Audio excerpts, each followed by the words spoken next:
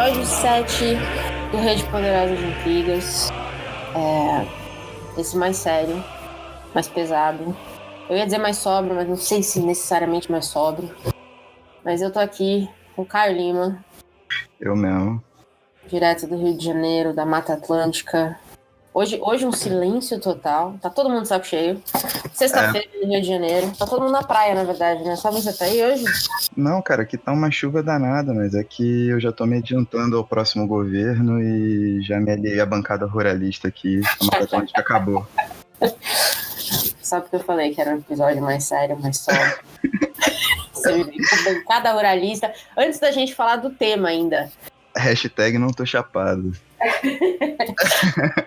Caio Lima e eu, Patrícia Quartarolo, do Poderoso Resumão. Hoje vamos discutir um livro. Mais uma vez a gente pegou um livro como base para o podcast. Mas o livro tem tudo a ver com o momento atual. A gente estava conversando, né, Caio, há pouco, que a gente está muito esgotado psicologicamente dessas eleições. Além de putos, esgotados. Já sei esse o título, né? Acho que vai ser esse título.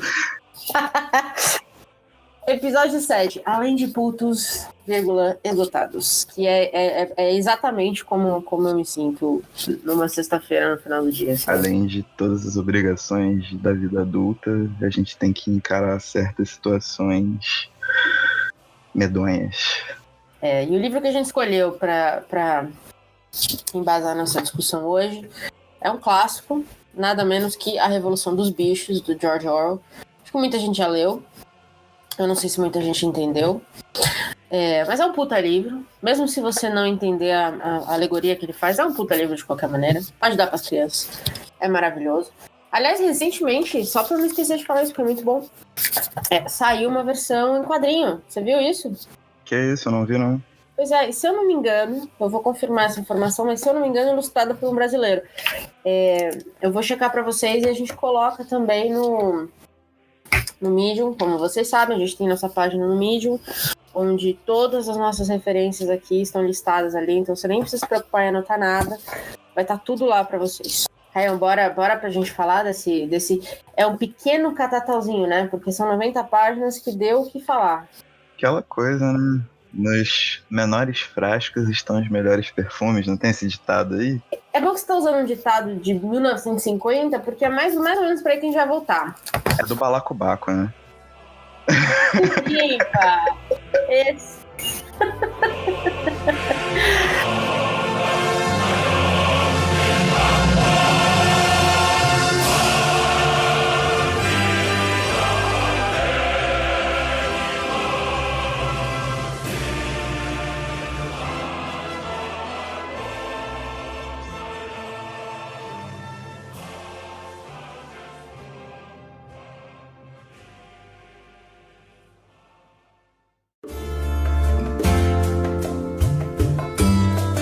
Ai, cara, mas é o seguinte, pra mim, A Revolução dos Bichos é a obra máxima do Orwell, assim. Respeito muito 1984, tenho da Birmania, tem algumas outras coisas lançadas que são muito boas, mas o que ele consegue fazer em A Revolução dos Bichos, dentro do que eu conheço da obra dele, é insuperável, assim. Eu concordo, eu acho que de novo, né? Às vezes você pode ler de tantas maneiras diferentes que é como se fosse vários livros em um só, que é o que eu gosto. Você pode ler como uma historinha de criança, ou sobre os animais na fazenda, com alguns momentos muito tristes, é verdade.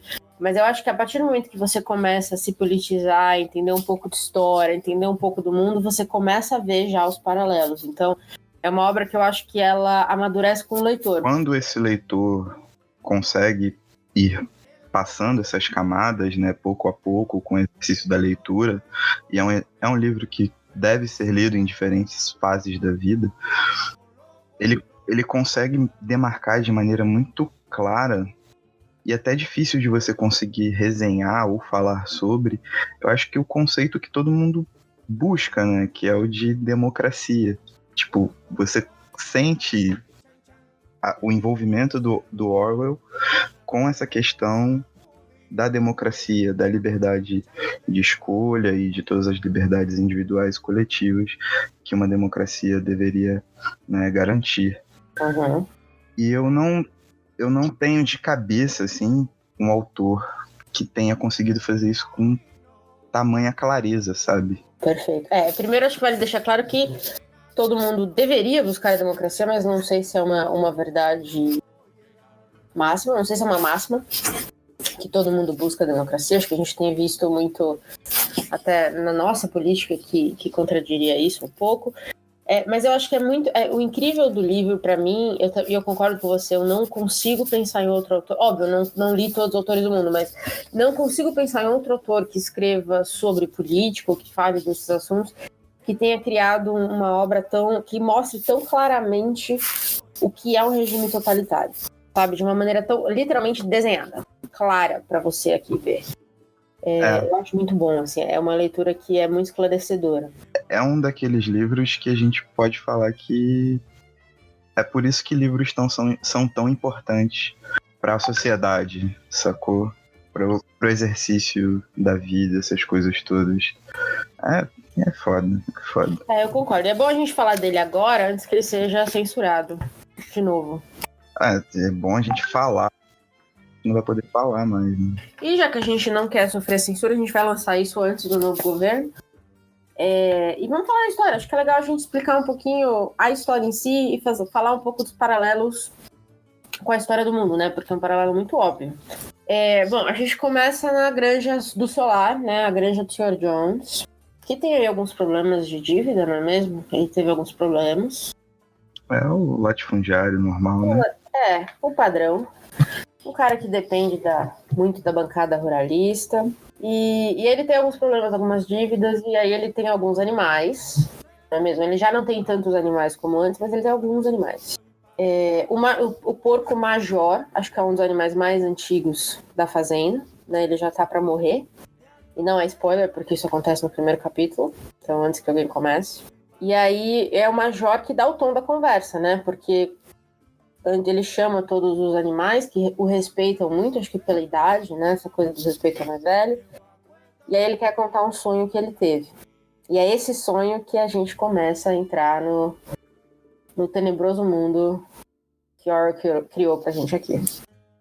Na verdade, o que o Major começa falando é que ele teve esse sonho depois dos anos dele na fazenda, analisando a situação, né? O poder do Sr. Jones e o poder dos animais, que não era um poder que eles usavam, na verdade, né? Aquele poder da maioria. Né? Eles aceitavam o que eles eram obrigados a fazer por um homem, certo? Então ele começa discutindo a natureza da vida, que é uma pergunta que todas as pessoas se fazem, um motivo da vida, a natureza da vida, por que eu trabalho, por que eu tô aqui, por causa disso, é um pouco filosófico. E é em cima disso que eu acho que logo no começo, ele tem uma das frases mais incríveis, que o homem é uma criatura que consome sem produzir, não dá leite, não põe ovos, é fraco demais para puxar o arado, não corre o que dê para pegar uma lebre. E mesmo assim, é o senhor de todos os animais.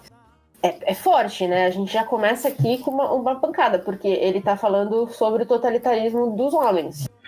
E acaba que se você, né, de novo coloca essa alegoria, você tem uma Rússia num regime czarista, né? Então é aí que ele cria a máxima: todos os homens são inimigos, todos os animais são camaradas. E é aí que a gente faz a ligação, porque o uso da palavra camaradas vai acontecer muito, que é um jargão muito usado em regimes socialistas, comunistas, certo? É um termo fraternal que eles usam entre eles.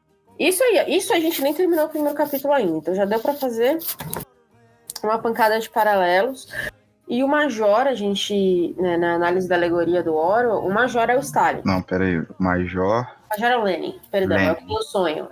O Lenin é uma mistura de Lenin e Marx, né? É o que tem o sonho que meio que cria as regras, porque ele cria os 7 mandamentos, não é isso? Exatamente.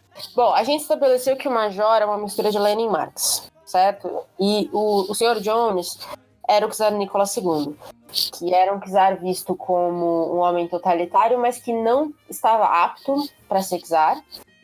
E não era um cara que faria muito pela Rússia. Uhum. Eles não estavam abertos ao czar, então começou aí uma fronte anti-czarismo. Exato. Certo? Até aí estamos de acordo. Estamos, claro. E ainda a gente terminou meio que o primeiro capítulo agora, que ele fala do sonho dele, que é o sonho de um dia os animais assumirem a fazenda. E aí serem maiores que o homem, vamos dizer assim. Que é meio que a luta do homem para ser maior que o Estado.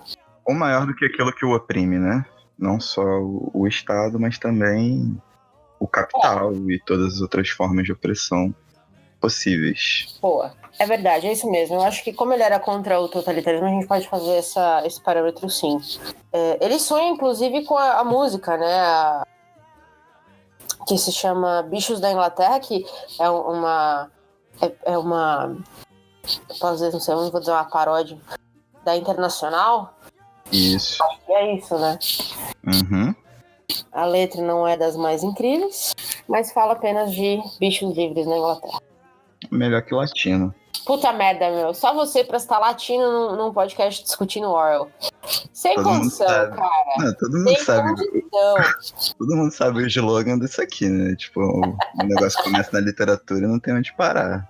As minhas referências são essas, cara. Mas aí o Major morre, né? Ele já estava pra morrer, ele tem esse sonho dos animais assumirem a fazenda, ele passa essa música, os bichos na Inglaterra, e os animais se sentem emocionados ao cantar as músicas.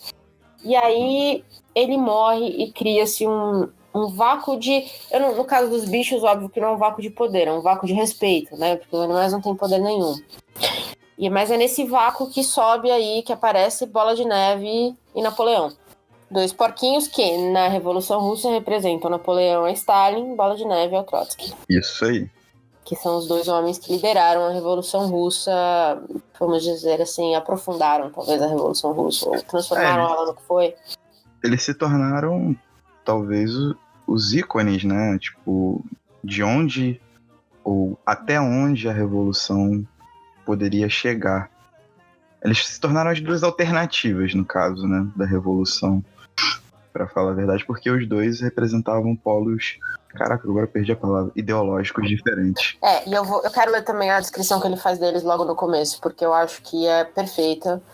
Porque a gente soube depois dos homens, de Trotsky e Stalin, que Bola de Neve era mais ativo que Napoleão, de palavra mais fácil, mais imaginoso, porém não gozava da mesma reputação quanto a solidez do caráter.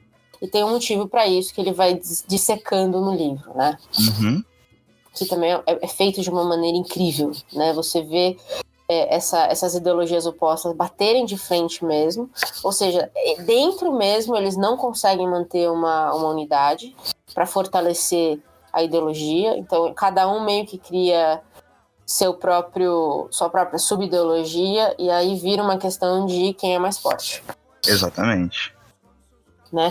E eu acho que outro personagem excelente que aparece logo no segundo capítulo, a gente não pode esquecer de mencionar agora, porque ele vai se tornar cada vez mais importante, é o Garganta. Né? O Garganta é um porquinho muito simpático, de bochechas redondas, voz aguda, fala alto, e ele vira o que seria a imprensa, né? Porque ele difunde os dados, ele compartilha o que está acontecendo na fazenda para quem não está sabendo.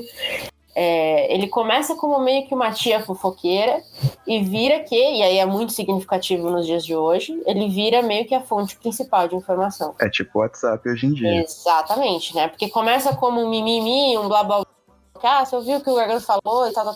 E aí, de repente, vira que as pessoas esperam dele os dados do governo. É fantástico como ele cria isso. E pra mim é exatamente isso, é o WhatsApp. Certo? Então, a gente tem esses três porquinhos aí, que não são os mesmos porquinhos do Lobo Mau, mas eles três vão criar aí uma certa organização. Os porcos eram conhecidos como os animais mais inteligentes. Então, meio que foi uma organização natural, podemos dizer. Sim, com certeza. Um outro personagem importante que eu também não queria que a gente esquecesse de citar agora no começo, porque ele some por um tempo, é Moisés, que era um corvo que ficava falando para os outros animais sobre a montanha de açúcar candy. Eu acho que era candy, né? De doce de açúcar, alguma coisa assim. Montanha dos doces, vamos dizer assim. A montanha de açúcar, que era para onde os animais iam depois da morte. Então, o Moisés, aliás, o nome não deixa nenhuma margem para dúvida, é a religião. Sim, com certeza. né? E o Moisés some da fazenda quando os porquinhos sobem ao poder. Porque a gente sabe que Stalin e Trotsky romperam todas as relações com a igreja russa. E o ateísmo era uma coisa muito forte no comunismo e no socialismo, porque o Estado tinha que ser... as pessoas tinham que olhar muito mais para o Estado e não para qualquer outro tipo de força. Então a religião perdeu a força que tinha. Justo falar isso? Vai me corrigindo, cara. Não, tá indo bem, cara. Não, Tá eu sempre tô indo bem, porra. Eu li o livro. Você tá com autoestima alta pra quem tá em período eleitoral. Não dá. Porra, mas tá de velho. Não precisa também chutar, né? As bolas, assim, desse horroroso. Mas eu não quero esquecer de citar esses caras, tá? Então, se eu esquecer de alguém, vai levantando a bola aí, porque eu fiz um roteirinho aqui. Vai na fé que isso já tá quase uma adaptação pro teatro. Moisés desaparece, certo? Na hora, a gente não sabe o que acontece, mas Moisés some da história. Ele voa pra longe da fazenda. E a gente não vai ouvir falar dele por um bom tempo. E aí, o que surge no lugar da Montanha de Açúcar são os 7 mandamentos elencados pelo Bola de Neve e pelo Napoleão. Que são 7 mandamentos muito bons. Que são os seguintes. Qualquer coisa que ande sobre 2 pernas é inimigo. O que ande sobre 4 pernas ou tenha asas é amigo. Nenhum animal usará roupa, nenhum animal dormirá em cama, nenhum animal beberá álcool, nenhum animal matará outro animal. Todos os animais são iguais. Então a gente sabe, durante o livro, que esses mandamentos serão, obviamente, corrompidos, porque é isso que o Estado totalitário faz. Então, a gente falou um pouquinho de... aí tem outro ponto também importante, que é o sumiço do leite, que eu acho que vale a gente falar também, porque é o primeiro sinal. A gente tá no capítulo 2. Então, os porquinhos acabaram de assumir, entre aspas, o poder. E aí, eles expulsam o Jones da fazenda, né? Antes dos porquinhos assumirem. E aí eles percebem, e agora? A gente tem que fazer tudo por nós mesmos. Então, eles percebem primeiro que eles não entendiam nada do que acontecia na fazenda antes. É mais ou menos a gente com a democracia, né? Exato, a gente, de repente, você ganha um brinquedo que você queria muito, mas você não sabe nem como montar. Exatamente. Então é isso que acontece com eles. Então eles começam a se organizar como dá, na verdade, né? Baseado na força de cada um. Então o Sansão, que é o cavalo, vai puxar o arado. E aí eles começam a se organizar assim, mas tem uma classe de animais que não vai fazer muita coisa. São privilegiados, né? Que são os porcos. E aí eu acho que rola uma inversão de valores que vem dessa questão aristocrática, né? Principalmente em países de terceiro mundo, em que administradores, né, ou posições de chefia, eles, primeiro, eles estão por ali por um atributo que não a competência deles, e que a posição de chefia garante menos trabalho do que para quem é um subalterno, funcionário comum. Exatamente. Quando, assim, eu acho que é uma questão democrática, pelo que eu entendo, é que um cara que ascende a uma posição de administração, de chefia, de autoridade sobre certa agenda, sobre certa pasta, ele tem que trabalhar muito mais do que os outros, porque ele precisa administrar aquilo tudo, né? Certo. Então, você já tem um pensamento bastante retrógrado que não tá alinhado com os próprios mandamentos dos bichos. Exatamente. Você já começa a procurar e a estabelecer que essa igualdade ela é sectária, o que dá origem ao todos os animais são iguais, mas alguns mais iguais que os outros. Grandíssima frase. Você já começa o sistema corrompendo o sistema, né? Exatamente. Esse é o ponto principal, eu acho. Você já tá começando tudo errado. Exatamente. E tudo ao contrário do que você quis instituir, porque o sonho do Major era uma igualdade entre os animais. Exatamente. E assim que ele morreu, virou alguns animais vão trabalhar mais que os outros. E aí o Sansão é o grande exemplo disso, né? Porque o Sansão assume essa responsabilidade de trabalho e ele tem como lema trabalhe mais, e ele vai fazer isso, ele dorme menos e trabalha mais. E literalmente, o Sansão literalmente puxa as pedras. Então você vê os outros bichos se sacrificando, enquanto os cabeças da questão toda estão ali só olhando.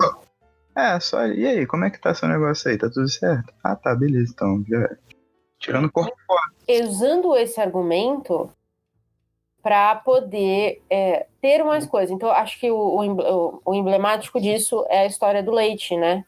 Quando eles tiram leite das vacas pela primeira vez, os porcos ficam com o leite inteiro, todo para eles, dizendo que o trabalho de supervisionar a fazenda é muito árduo e eles precisam de mais leite que os outros. Então, já começa daí uma questão muito, muito importante, porque comida na fazenda se torna uma raridade ou uma possessão importante, e os porcos já começam estabelecendo regras para essa possessão.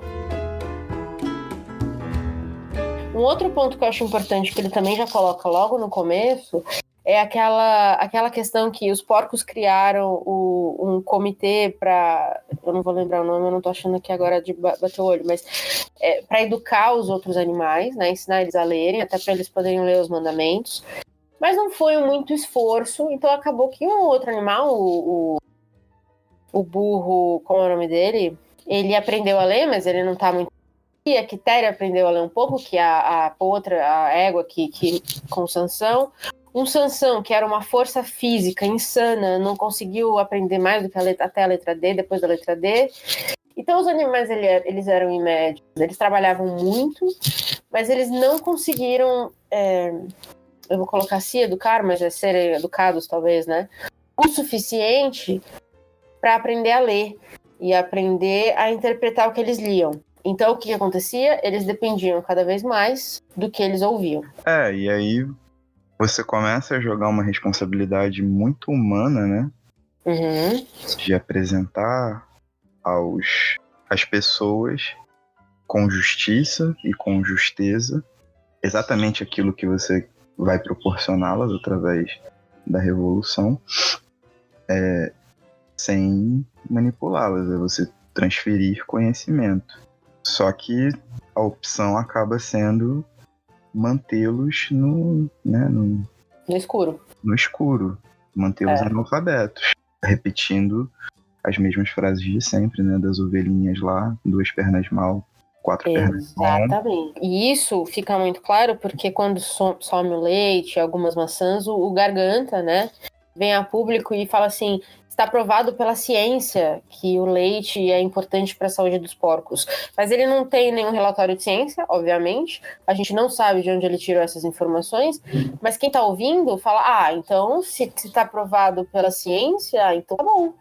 Porque eles também não conseguiriam ler um relatório científico. Exatamente. Então você deixar os animais no escuro faz com que o papel do Garganta se torne muito, muito importante. E o Garganta, estando do lado do poder, ele faz o que quiser, certo? É por isso que eu acho que vale a pena a gente frisar aqui, em momentos dramáticos como esse que a gente vive, que a imprensa livre é um dos tripés da democracia, né? A gente precisa de uma imprensa que possa checar, averiguar e compartilhar informações que são notícias e fatos que são livres ou o mais isentos possíveis. Não sei se a gente pode dizer que tudo é isento, mas o mais isento possível de viés político. Eu não acredito nem em viés político, assim, a isenção, né? Mas que eles sejam idôneos, pelo menos, porque eles apresentem a informação com base. Exato, então a gente tem uma, aqui no Brasil, eu acho que como a gente já falou algumas vezes aqui no podcast, né, nós somos uma democracia muito jovem ainda.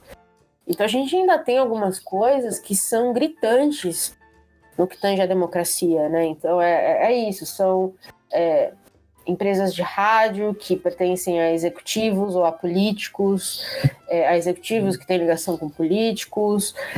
Ainda tem umas coisas que são difíceis de explicar, sabe? Numa democracia pura.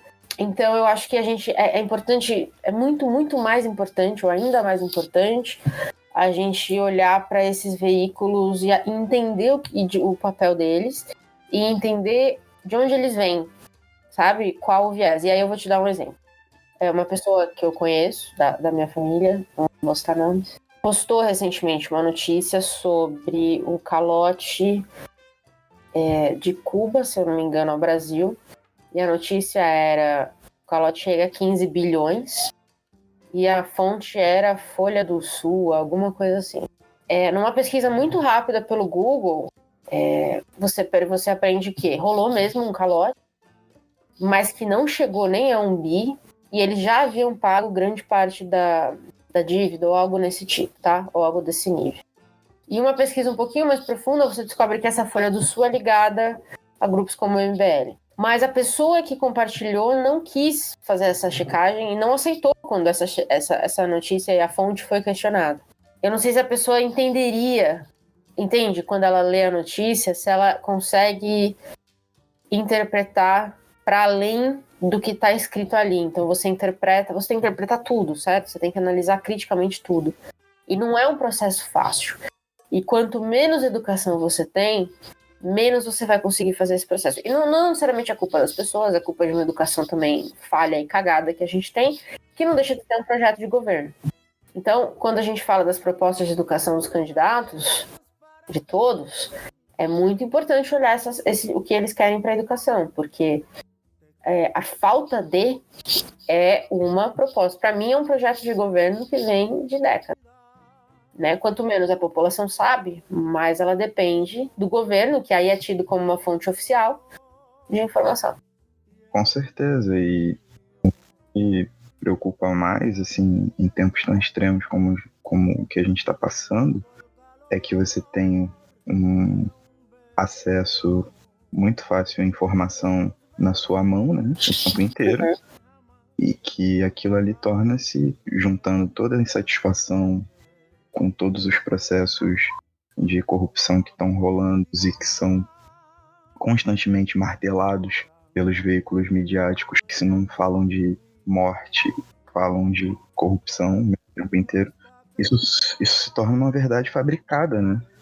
É aquela coisa, uma verdade dita 1 milhão de vezes, uma mentira dita 1 milhão de vezes se torna uma verdade, uma coisa assim. Só que agora você está num processo muito mais tênue disso, né?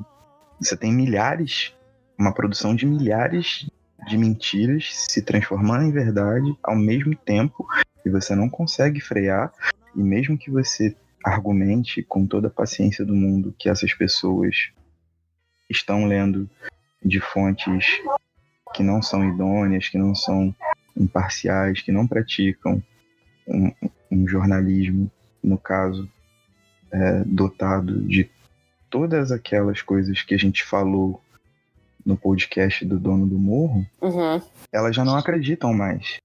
Caramba, a gente tá vendo pessoas refutarem com fake news de WhatsApp pesquisas científicas gigantescas. Isso é muito bizarro.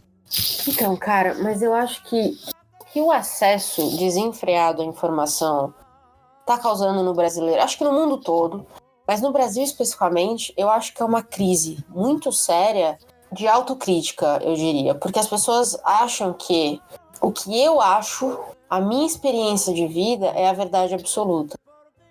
E se existe um intelectual, uma obra, um livro, pesquisa científica que prove que talvez a minha experiência de vida seja a exceção da regra, é óbvio que é mentira, porque o que eu vejo na minha vida não é isso. E o que eu acho que rola é uma crise muito séria.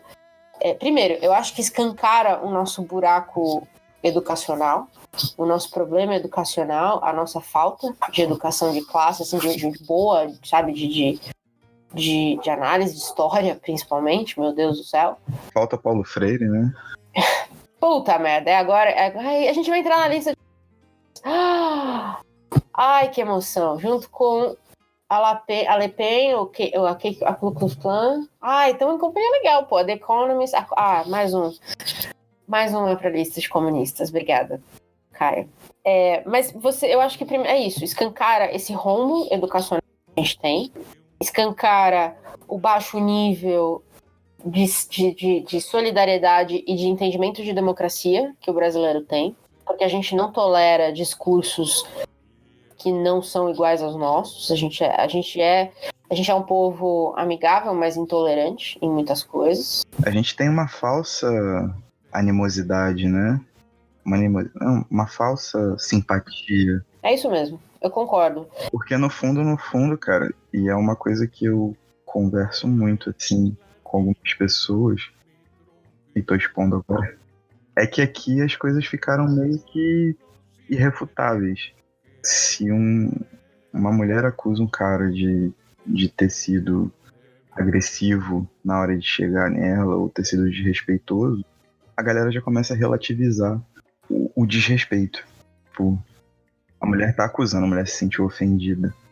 Mas, não, peraí, você tem que olhar também que nem tudo é ofensa, que não sei o que, não sei o que. Tipo, isso é muito bizarro, tá ligado? Ouviram um ataque à vítima, né? Então, de repente, vão lá no Facebook dela e encontram que um dia ela fez uma postagem, 5 anos atrás, ela fez uma postagem duvidosa, e aí, de repente, essa vira a vida da mulher. E aí é usado pra desacreditar ela, descreditar ela. Assim, o que eu fico mais perplexo é que a gente tá conseguindo virar uma chacota mundial. Tipo, já existe uma expressão na gringa para falar sobre Brazil's Planning. Eu tô tipo, Eu li isso. Cara, eu ri alto, mas eu ri de vergonha. Cara, a embaixada brasileira, a embaixada alemã solta um vídeo falando sobre nazismo. Os caras querem refutar. KKK, mano. KKK. Ku Klux Klan. Sabe qual é? E os caras vêm subverter todo o raciocínio, criar uma lógica própria e afirmam aquilo categoricamente. E eu não tô falando isso porque eu vejo em redes sociais, porque se você ouve esse podcast, mas não tá me achando no Facebook, é porque provavelmente eu te excluí. Porque você falou alguma bosta. Mas é porque, tipo, eu vejo isso no dia a dia, no meu trabalho. Sacou? Então, o que eu acho que, além da falta de educação, além dessa falsa animosidade que você colocou muito bem, um outro ponto que escancara para mim toda essa discussão é que o brasileiro é, de fato, um povo extremamente violento. A gente ama um carnaval? Ama, mas a gente também ama uma porrada em quem a gente discorda, com quem a gente discorda. A gente também ama rotular de maneiras absurdas. E aí eu acho que vale a gente entrar nesse papo fascista e comunista. A gente ama também se juntar em grupinhos e destruir a vida de uma pessoa que falou que o feminismo é bom.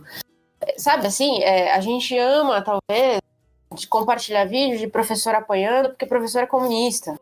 A gente não é... Eu acho que é muito mais profundo do que relativizar o problema. É você criar tensas bolhas que só confirmam o que você quer do mundo. Não é nem o que você vive, porque nenhuma dessas pessoas... De verdade, eu quero muito conversar com alguém que teve ideologia de gênero na escola. Entende o que eu quero dizer? As pessoas criam esses mitos e aí elas começam toda a vida delas começa a ser pautada no fato de que esse mito é verdade. É quase uma religião.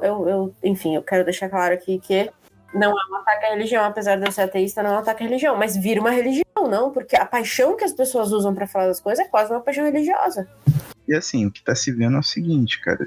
Estão sendo descobertos casos e mais casos de fraudes, casos e mais casos de crimes de corrupção e outros crimes. E as pessoas são tão fixas nessa convicção que elas criaram que elas estão começando a abrir brechas morais para defender essas figuras que representam esse tipo de pensamento fascista, sim, para não terem que negar que tudo que elas criaram, toda essa mitologia que elas criaram para elas, é uma coisa estapafúrdia, é uma coisa mentirosa. Elas se enganaram o tempo inteiro. Elas buscaram informações em fontes secas, em poços secos, saca? Elas pintaram um arco-íris que o fim desse arco-íris, na verdade, é um DOPS. Um crime. Um crime contra a humanidade, tá ligado? Eu concordo. Eu acho que brechas morais que mais a gente tem visto. Passou um pouco da conversa de roubar é errado para... Peraí, deixa eu ver se roubou mesmo. Deixa eu ver quem tá falando. Deixa eu ver qual é a história. Deixa eu tentar entender o que tá acontecendo para ver assim... O meu candidato falou que não... Ele falou que não roubou. E aí eu acho assim, eu acho que vale a pena a gente olhar para os dois lados, porque eu acho que tem problemas desse tipo dos dois lados. Sim, fato.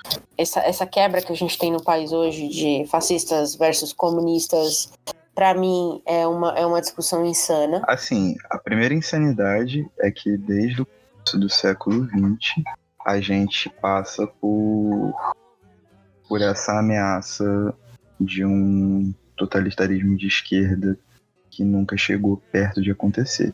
A gente vive alimentando um monstro que Não existe. não existe.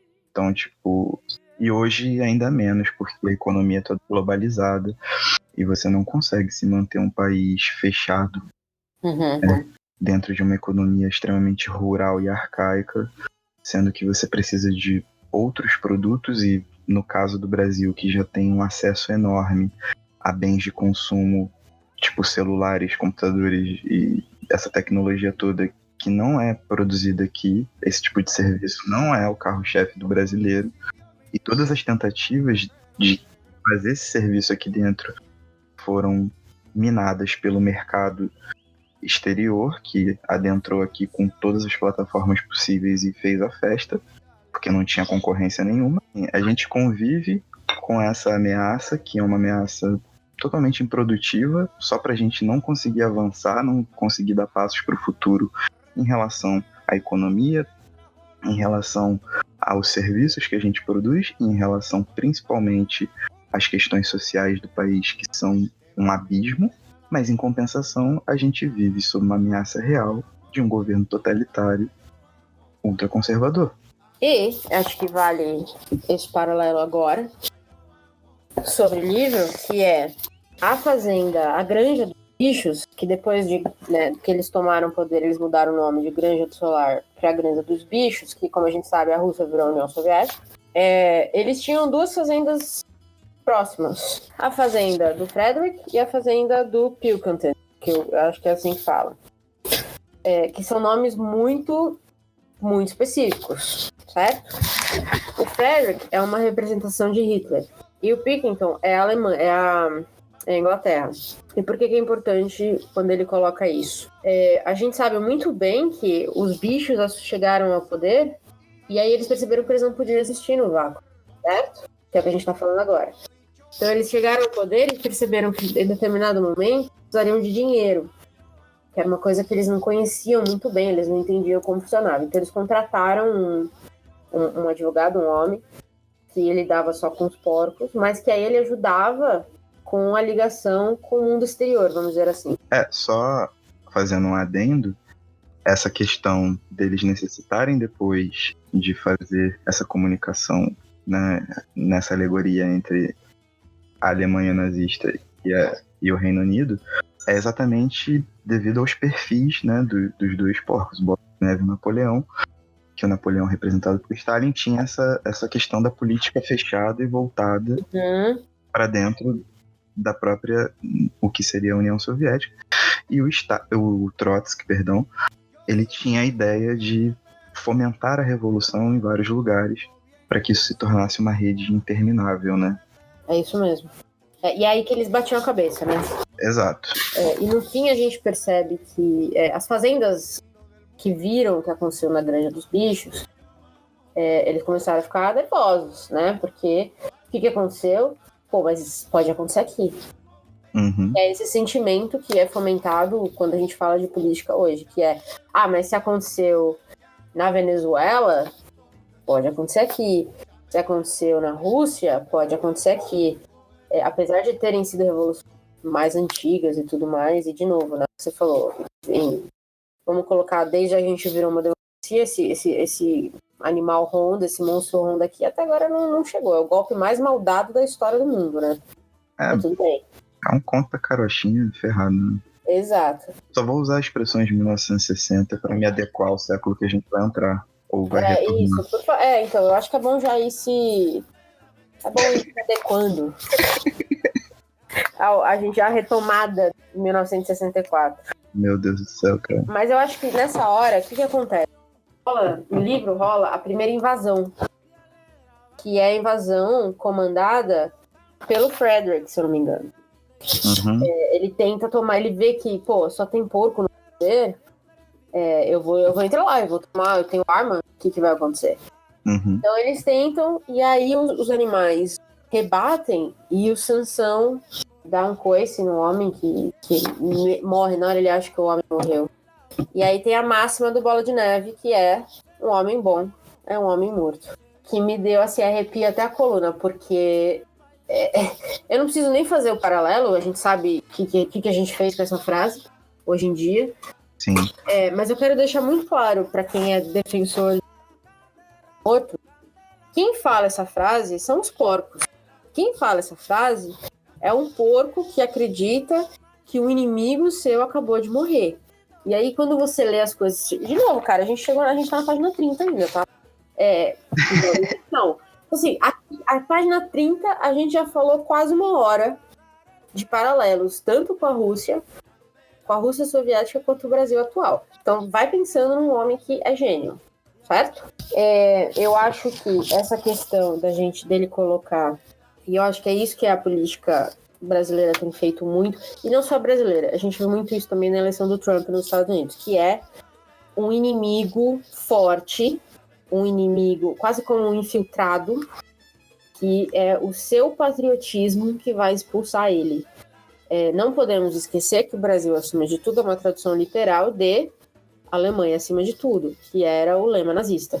Então, é importante a gente falar dessa questão de patriotismo e desse inimigo, né, que é o outro como inimigo, porque esse é o insumo do governo, esse é o insumo do medo, né? Então você tem que ser patriota, você tem que escolher o seu país acima de tudo.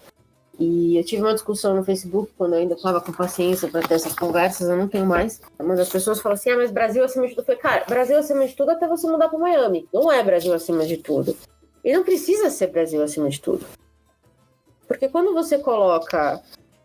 e é o que acontece no livro, e é o que a gente sabe que acontece em regimes totalitários, que é: quando você coloca o país acima de tudo, você não pode questionar o país, você não pode questionar as decisões que são tomadas em nome dessa defesa, certo?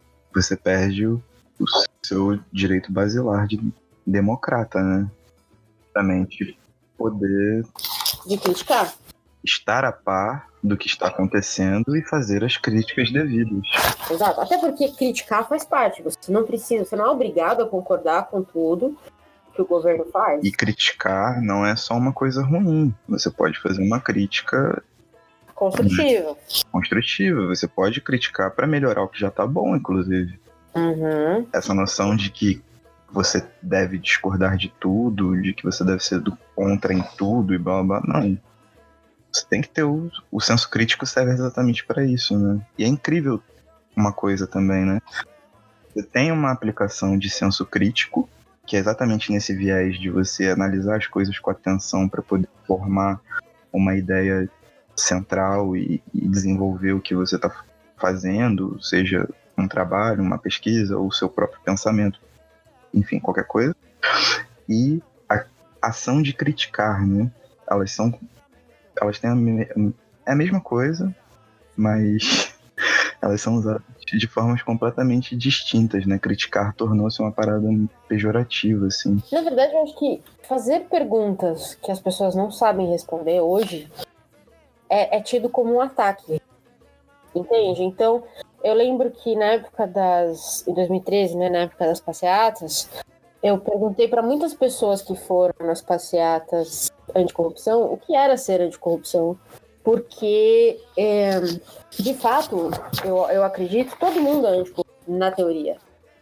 E aí eu queria entender das pessoas o que elas entendiam como anticorrupção, porque o que eu mais vejo, e eu vou te falar que eu conheço muita gente que foi nessas passeatas lá e tirou foto com a polícia e tudo mais. Uhum. Eu conheço algumas pessoas ali, muitas pessoas, e eu conheço a vida pessoal delas, né? Eu conheço elas pessoalmente e, por exemplo, eu sei de empresários que não pagam imposto.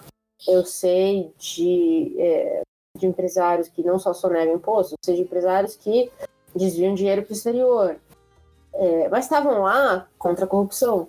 Então, o que acontece quando você falha o seu senso crítico é que você também não tem autocrítica. Então, você não consegue olhar para você mesmo e ver as suas próprias corrupções. Exatamente. Entende? Então, assim, a corrupção, ela não é só o governo roubando pessoas.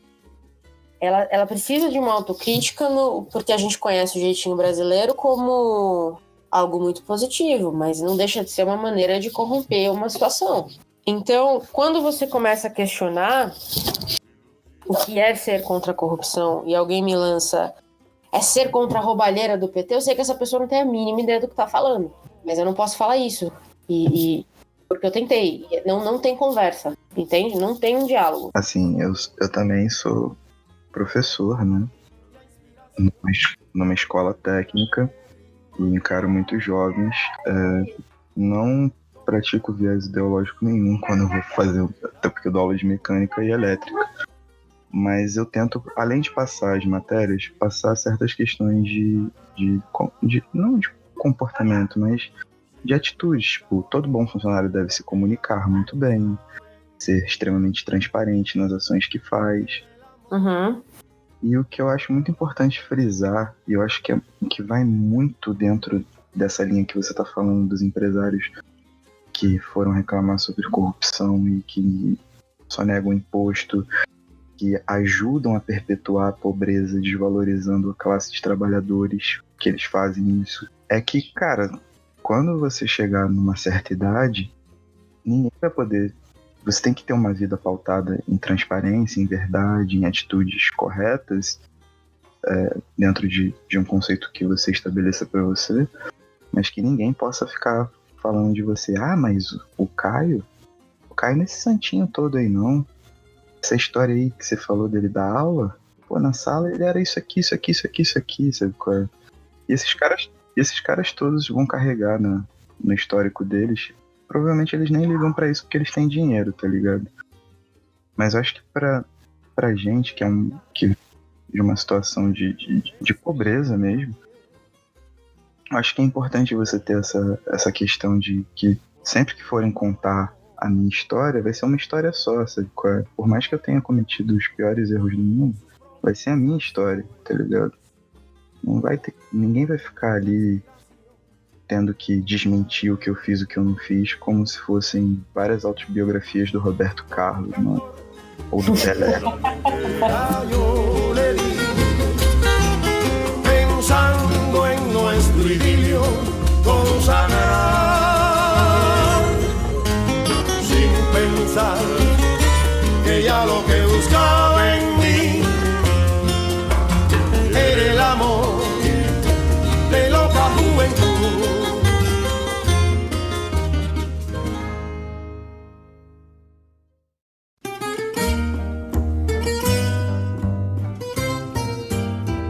Um outro ponto que eu não quero que a gente esqueça de citar do livro, porque eu acho que é crucial quando a gente fala de governos totalitários, é o seguinte: em determinado momento, a cadela dá cria. E aí, ao invés dos filhotes começarem a ser educados e treinados para ajudar os animais da fazenda, Napoleão decide que ele que vai criar, ele que vai cuidar desses filhotes. Então ele pega esses filhotes e os animais nunca mais veem eles. Eles ficam só com Napoleão dentro da casa grande. Que, aliás, essa altura do livro, os porcos já estão morando na casa do Sr. John. Também aí, já traçando um paralelo, vem aquela questão do desestímulo à instituição familiar, né? Que acaba sendo um dos grandes medos aí de qualquer corrente de WhatsApp, né? Então Exato. Isso traça um certo paralelo com essa parada. E quando é que a gente vai ver esses cachorrinhos de novo? A gente vai ver quando o Napoleão e o Bola de Neve brigam, e aí, de repente, esses cachorros enormes se montam em volta do Napoleão, meio que protegendo, criando uma parede protetora, extremamente raivosos, prontos para atacar qualquer outro animal. A gente não pode esquecer, né? Um dos mandamentos era todos os animais são... De repente, só um animal, que é o Napoleão, tem um exército defendendo ele, que ele criou. Porque não existe regime totalitário sem a violência, sem militares. Então, qual que é o nosso... me dá até arrepio falar isso. Qual que é o nosso paralelo com o que está acontecendo hoje no país? Eu sei que tem muita gente assustada com uma possível revolução comunista, com o papel do PT nisso. Mas você não consegue nenhum tipo de revolução, de tomada de poder, sem o apoio dos militares. O que eu acho mais, assim, agravante dentro do que acontece, Paty, é assumir uma predisposição para um autogolpe. Eu não sei se você acompanhou isso. Acompanhei. Mas o vice disse numa entrevista que se o Brasil virasse um estado de anarquia, e aí anarquia é uma palavra completamente descontextualizada em todos os fatores possíveis, tá? E não existe um limite para esse estado de anarquia, né? O estado de anarquia, dentro da definição dele, poderia ser qualquer coisa. Uhum. Ele poderia se destituir de uma liderança democrática para uma liderança totalitária, uma liderança autocrática. Aqui é, pra mim, uma das maiores brechas morais que a gente comentou. Porque tanto criticou-se a questão do PT ou de quem votou na Dilma não aceitar o Temer e repudiar o Temer quando ele subiu ao poder e dizendo para as pessoas assim, quando você elegeu o Temer apareceu lá também, o que é verdade. Então você elegeu os dois juntos. Tanto criticou-se esse repúdio ao Temer, que agora quem quer votar no Bolsonaro não repudia o vice. Não repudia esse tipo de... E não tem outra palavra. Não repudia esse tipo de merda. Não repudia. Então, essa pra mim é uma das primeiras brechas morais dramáticas dessa eleição. É aceitar o que tá vindo junto aí nessa campanha, pura e simplesmente porque você não quer ser como os petistas que criticaram o vice. E aí entra tudo que a gente discutiu agora de autocrítica e de crítica básica. Assim, é só um discurso, tipo, pra que você tá indo pra urna, então?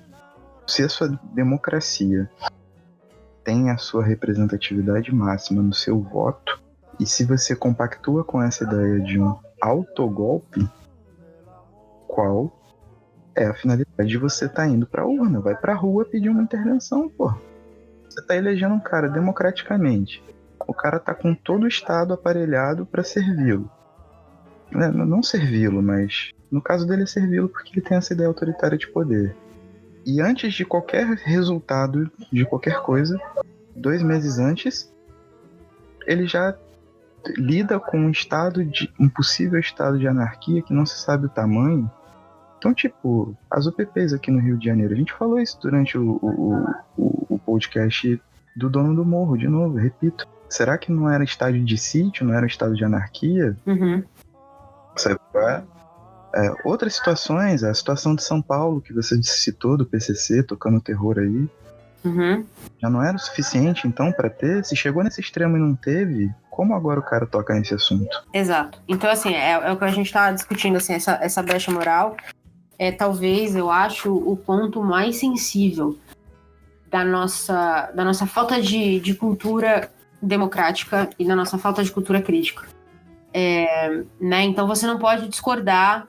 Tem gente defendendo o fim do 13º, que injeta aí em torno de 200 bi na economia todo ano, pura e simplesmente porque precisa defender o vice que escolheu. Cara, então assim, é pesado. É pesado. E assim, nós vivemos particularmente numa bolha privilegiada. Por mais que eu seja de origem pobre, a construção, meus pais sempre conseguiram me dar uma educação de qualidade, e a minha constituição de amigos em redes sociais é determinante disso, que é todo mundo de colégio, faculdade, trabalho, e nesses meios que a gente vai se conhecendo. Você acredita que é a mesma coisa? Sim. Ali você ainda consegue ver pequenos empresários, às vezes você consegue ir num evento onde você conhece um empresário maior, de médio porte, talvez até de grande porte e tudo mais, apesar de não ter contato, você ainda tem certo convívio com luxo. Mas quando a gente pega o número de eleitores, votantes, nesse projeto, Mano, a gente tá falando de, sei lá, 50 milhões de pessoas. Quantos fazem parte dessa bolha? Quantos se realmente se beneficiariam, sabe qual é? Uhum. Você tá colocando a sua corda no pescoço e tá puxando. Eu vi no... Eu não vou lembrar o nome dele, eu vou tentar achar pra colocar no Medium desse podcast. Eu acho que ele é um jornalista. Ele falou assim no Twitter, ele postou assim: eu vivi a ditadura e eu sei o que é. Mas eu acho que vocês é que vão ficar surpresos com o que é de verdade. Sabe? Que é quem não viveu e acha que se você não faz nada, você tá limpo. Porque é o que você falou, se não há definição do que é errado, tudo pode ser errado. E esse é o grande problema. Eu quero voltar para uma cena do livro que eu acho muito boa, que é o seguinte: o Bola de Neve tinha um plano de construir um moinho, né? Que ia meio que automatizar parte da produção, né? E em consequência, tirar um pouco do peso do trabalho dos animais da fazenda no dia a dia. Uhum. O Bola de Neve, como você falou, era o Trotsky querendo fomentar a revolução em outros países para que não existisse essa ameaça de invasão constante. E, óbvio, Napoleão foi contra o moinho, dizendo que ele não achava que era necessário porque os animais davam de ter o celeiro cheio, né? Então, ou seja, a gente aqui se banca. Bom, eles se desentendem, o Napoleão é posto para correr da granja, né? Ele é posto, eles quebram um pau e o Napoleão some. Bola de Neve. O Bola de Neve, desculpa, o Bola de Neve some. E aí, pouco tempo depois, Napoleão decide que vamos construir um moinho. E aí, os animais ficam extremamente confusos, como a gente, né, poderia imaginar. E o Garganta, o grande Garganta, vem a público e diz que, na verdade, era uma tática que o Napoleão, o camarada Napoleão, fingia ser contra o moinho para se livrar do Bola de Neve, que ele já sabia que era um traidor da pátria. E aí tem uma frase muito fantástica, e a gente tá aqui, na metade do livro, é uma frase fantástica, que eu acho que eu sublinhei 25 vezes, que é: os bichos não estavam muito certos do significado da palavra, mas Garganta falava tão persuasivamente e 3 cachorros que por coincidência estavam com ele rosnavam tão ameaçadoramente que aceitaram a explicação sem mais perguntas. Que é exatamente o que a gente tá falando aqui agora. Então, assim, o que vem... A chapa, era essa palavra que eu tava buscando antes. O que vem na chapa, eu posso até discordar, mas eu não posso discordar com muito afinco porque é a chapa que eu quero que seja eleita. Então eu não vou dar insumo para quem não quer essa chapa. Eu vou concordar. E aí você, de repente, está defendendo um discurso que talvez, no fundo, você não concorde com ele, pura e exclusivamente porque você acredita que o todo tá certo. Que é o que a gente estava discutindo agora há pouco, de você não criticar porque o seu patriotismo diz que o melhor para o Brasil é 3 pontinhos. Você legitima todo um discurso, né? Você legitima 100% do discurso, quando na verdade você pode concordar com uma porcentagem dele. Porque você não tem capacidade, ou não tem análise, ou não tem coragem, como os animais da fazenda, de criticar o restante. Você acha que a sua função democrática é apenas votar, então você tem que escolher em que está ali. E aí você vai chegando em pacotes ruins, né? Uhum. Se você acompanhar nos últimos anos, você vê pacotes que são ruins, um pacote que é estacionário e os outros só vão piorando, né? É aquela máxima que a gente ouvia muito, que o metiolate arde, mas cura. Então é aquele chá amargo, você se força a tomar sem reclamar, porque você acha que é isso que vai resolver, né? Quando você podia colocar uma surquinha ali e dar uma melhorada. Só vai piorando, certo? Porque uma vez que você se acostuma a aceitar... Uma coisa assim, quando a gente legitimou, por exemplo... Quando a gente, que eu digo, né, como sociedade, porque eu nunca vou ser a favor de um cara que recebe um helicóptero com 0,5 tonelada de pasta base de cocaína. Mas quando você legitimou as agressões a Dilma com aqueles adesivos em bocal de abastecimento, uhum, né, os xingamentos e tudo mais que foram feitos a ela em 2014, e você vê que essa insatisfação só cresceu no processo de impeachment, 2 anos depois, basicamente, e agora a gente tá tendo pessoas agredidas, mortas, manifestações neonazistas no quintal de casa, né? Essa questão de você não ter essa análise crítica e você concordar com um pedacinho do pacote, mesmo sabendo tudo de ruim que ele vai trazer, olha onde a gente tá ligado? A gente tá falando de pessoas mortas. Não dá mais, assim, a gente chegou num ponto que não dá mais pra ser conivente com esse tipo de discurso, de você não ser combativo, de você tentar, você achar que, tipo, botando um link ou falando palavras good vibes, assim, namastê, eu te ouço, a gente se ama, blá blá, isso vai ser resolvido, porque não vai. No livro ele também deixa isso muito claro quando a escalada de violência também começa, né? E aí é o momento em que aqueles 4 porquinhos que discordam de Napoleão em um momento, depois eles são chamados à frente e estraçalhados pelos cachorros na frente dos outros animais. Então é o mesmo nível de escalada de violência. Então primeiro os cachorros eles só assustam porque eles só latem e rosnam e são ameaçadores. Então você fica quieto porque eles te ameaçam e você tem medo deles. Mas dali um tempinho eles estão ativamente estraçalhando outros animais. Então eles matam alguns porquinhos, eles matam algumas galinhas e eles matam, acho que é isso, algumas ovelhas. Quando os cachorros fazem isso, aí é que a fazenda sente que as coisas mudaram. Os animais percebem que teve uma mudança palpável ali. Porque o que antes era uma ameaça de violência virou uma violência real que discorda. Que é como os regimes totalitários se estabelecem, né? Eles começam a calar as vozes que criticam até alguém virar e falar assim, mas ninguém fala porque tá bom, né? Que eu ouço muito isso hoje. Eu já vi amigos meus comentando que a família, as mulheres que viveram na época da ditadura, falam que eles nunca tinham ouvido críticas à ditadura na época. Eles não viam esse tipo de coisa. A gente sabe por quê. Né? A gente sabe que existiam esses cachorros aí estraçalhando os porquinhos que tentavam falar. Então, não é a questão é a seguinte, não é porque você não ouve que não é verdade. Então, aí vem o senso crítico de você ir buscar e se informar, né? Sim, e aí vem a questão que eu acho que é até interessante a gente ressaltar no livro, sobre censura, né? E das formas de manifestação da mesma e da utilização da censura como o estabelecimento de uma obra, porque a própria Revolução dos Bichos passa por isso, né? Inclusive, tenho que ressaltar, eu não sou muito fã, principalmente nos livros que têm saído ultimamente, dos textos de apoio, pós-fácios, prefácios e tal, mas o da Revolução dos Bichos eu achei muito enriquecedor, eu gostei muito. Eu leio, apesar de não gostar, mas eu leio, até para poder criticar.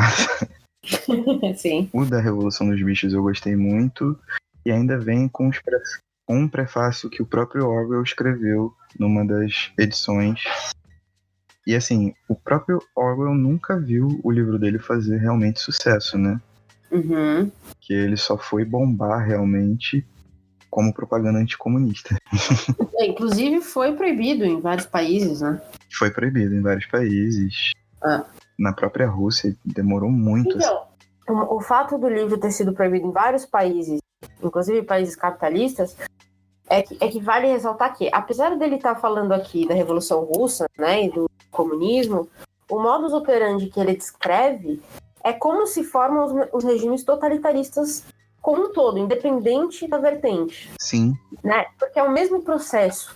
Né? Então é um processo de você tomar o poder, expulsar quem não era coerente, você criar esses mecanismos de silêncio, a censura, a violência, tudo isso são ferramentas de sistemas totalitários. Então os nazistas usaram da mesma maneira que os socialistas. Sim. E aí, né, os idiotas aí ficam tentando falar que o nazismo é de esquerda. Ai, mas essa foi talvez a vergonha do ano. Puta que pariu. A gente tá falando de censura, e eu acho que o legal a gente falou, né, do livro que o Garganta, né, representa a imprensa, e o Garganta meio que vira a única voz de informação, a única fonte de informação. E aí tem um momento muito interessante, que é quando ele anuncia que o moinho de fato vai ser construído, que era uma tática do Napoleão, fingir que era contra, e agora eles vão fechar um negócio com o Pickelton. Eles estão negociando aí, vão fechar, e os animais ficam no choque, porque, né, o homem é o inimigo. Como é que você vai fechar um contrato, uma parceria com o inimigo? Exato. E como é que você vai mexer com dinheiro, né, que a gente já estabeleceu aqui que é uma coisa ruim? E aí o Garganta começa a passar, vai de animal, o animal pergunta assim, você tem certeza que você não sonhou com isso? Porque não existe nenhum registro que a gente falou assim, que dinheiro era ruim. E não sei, se está escrito em algum lugar, e como os animais não sabiam ler, ninguém sabia apontar onde estava. Então, você questionar os próprios mandamentos, porque é aqui que começam a corrupção dos mandamentos, né? Já começou lá atrás, aqui começa a se fortalecer essa corrupção. E aí é interessante porque eles usavam a mídia para explicar essa corrupção, mas não explicavam, tipo assim, olha, tivemos que fazer um acordo, porque infelizmente a gente não consegue não ter esse dinheiro. Mas a explicação era, vocês estão malucos? Isso nunca existiu. Sabe? Eu adorei essa parte, porque eu vejo muito isso nas conversas das pessoas, sabe? Que é o que eu te falei, é a pessoa que acha que não existia vozes anti-ditadura durante a ditadura, porque ela nunca viu. E aí, outra coisa que eu acho que a gente falou antes do papel do outro, né? A gente falou do monstro comunista, então você tem um inimigo em comum. E o Bola de Neve, ele foge da granja, e aí ele vira automaticamente inimigo dos animais. Então, quando o Napoleão está negociando com o Pickelton, houve-se boatos de que o Bola de Neve está na fazenda do Frederick.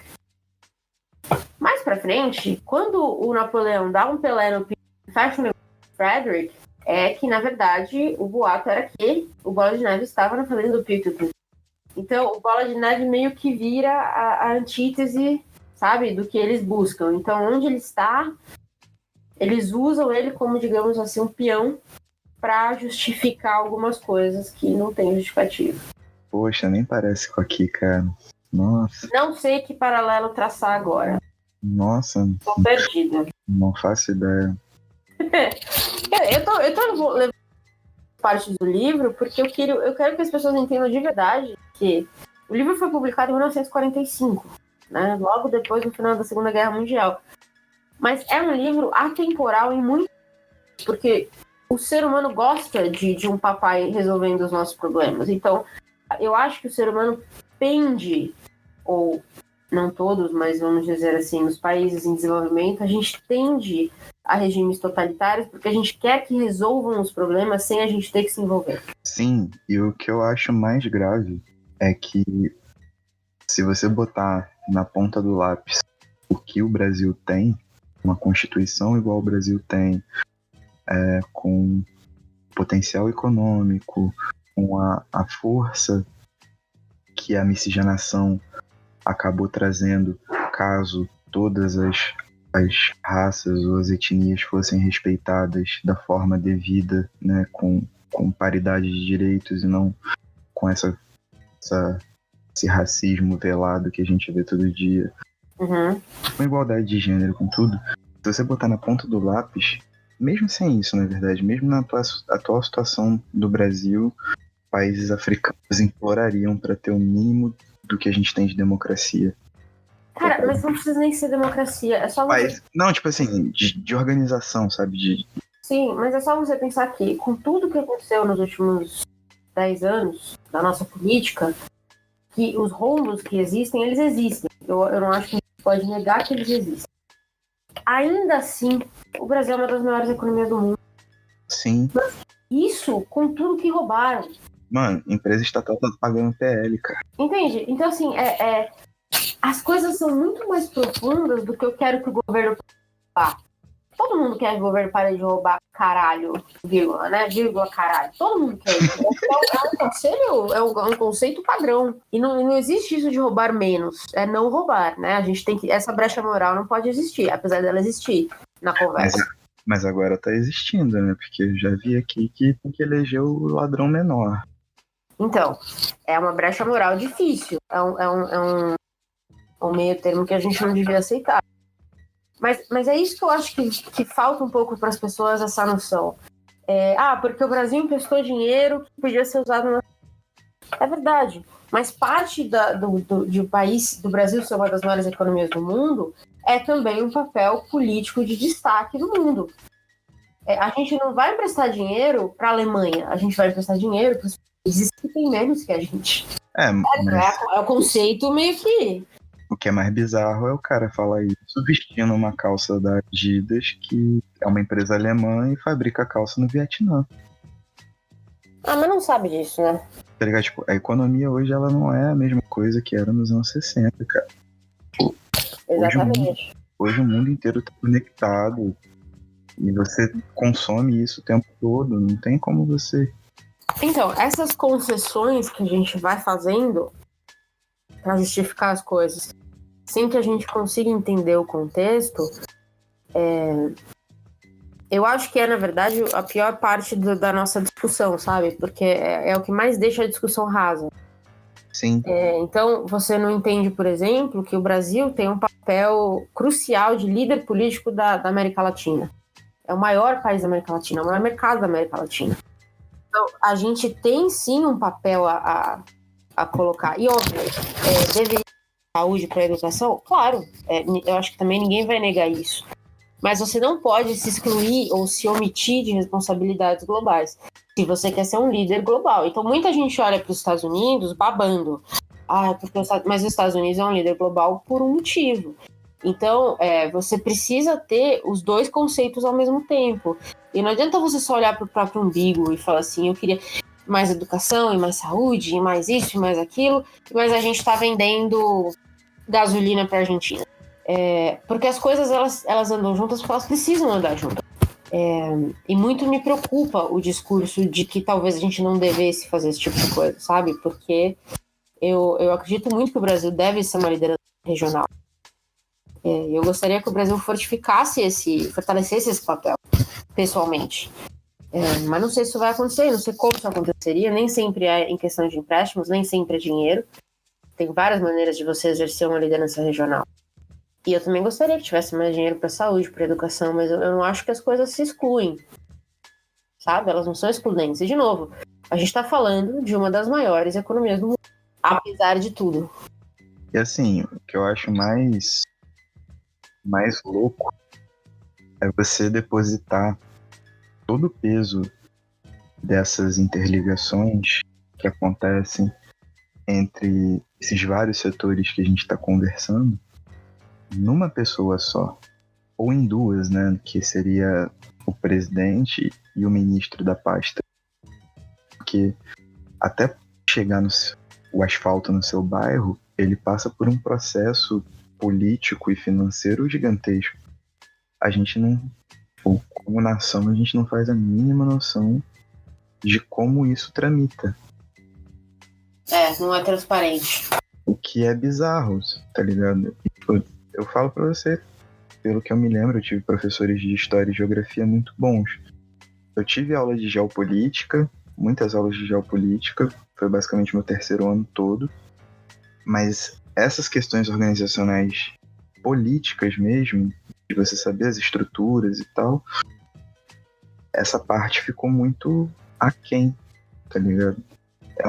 É uma crítica a ser feita também, apesar de você ter um engajamento muito maior hoje, mas esse engajamento está abrindo portas para essas vias alternativas que fazem esse desserviço de espalhar coisas falsas ou, enfim, absurdos, impossíveis dentro de toda a tramitação que as coisas precisam acontecer. Assim, a gente coleciona mitos, cara. A gente coleciona mitos o tempo inteiro. E enquanto a gente não conseguir abrir uma conversa muito séria sobre o que é o sistema democrático, né, dentro do que a gente tem, que é uma república com um presidente, por mais que a gente faça podcasts aqui, a gente vai ser bem hateado. Mas é aquela coisa. A gente sabe que quem tá hateando a gente assinante de fake news de WhatsApp, então pelo menos me deixa tranquilo. Mas eu acho que tudo isso está ligado ao que a gente conversou antes sobre uma educação, porque a educação ela falha de várias maneiras, né? Ela precisa educar pro básico, a gente precisa entender a história, a gente precisa entender o mínimo, mas também a gente precisa aprender a ter senso crítico, né? A questionar as coisas. E a escola, dependendo do que você estuda, ela ensina você a questionar ou ela ensina você a aceitar. E eu penso muito, quando a gente estava falando da corrupção dos mandamentos, né, no livro, que eu acho que o mais forte é quando um dos mandamentos era nenhum animal matar. E a gente acabou de falar aqui que tem uma cena em que os